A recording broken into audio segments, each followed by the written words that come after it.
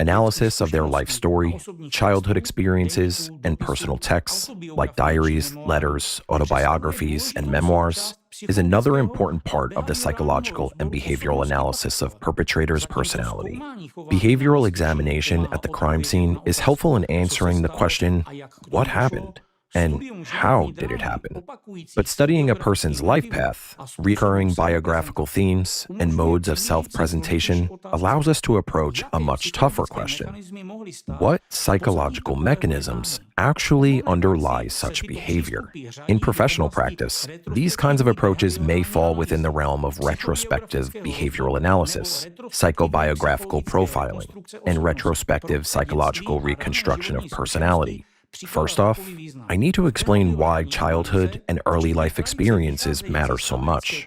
Behavioral analysis, especially the tradition of American criminology and profiling, proceeds from a premise that severe forms of violent behavior, including serial violence, do not just happen suddenly and outside of a biographical context.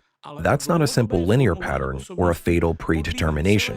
Instead, it's about how a personality develops over a long period of time, shaped by a whole mix of factors: individual characteristics, family environment, traumatic experiences, social conditions, and ingrained responses to humiliation, fear, rejection, or helplessness. That's why, when looking at the early stages of a criminal's life, experts aren't searching for one single event that explains everything. They're looking for significant shaping mechanisms, recurring traumatic episodes, deep-seated feelings of shame, helplessness, rage, a need for control, disrupt attachments, family dynamics, and early methods of psychological compensation.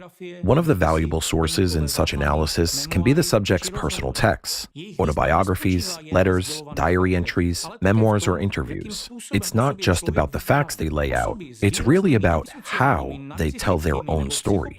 Individuals with pronounced antisocial, narcissistic, or psychopathic traits often seek to justify themselves in such texts, portray themselves as victims of circumstances, shift the blame onto others, or, on the contrary, construct an image of an exceptional, almost mythical figure.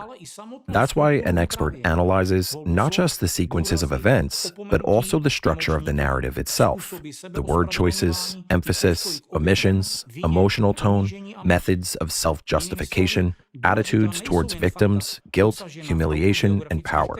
In other words, it's not just the facts contained in an autobiographical text that matter. It's also the author's personality that is revealed indirectly through language patterns, their system of meanings, and the way they present themselves. Because of this, working with autobiographical material actually overlaps a bit with psycholinguistic and narrative analysis.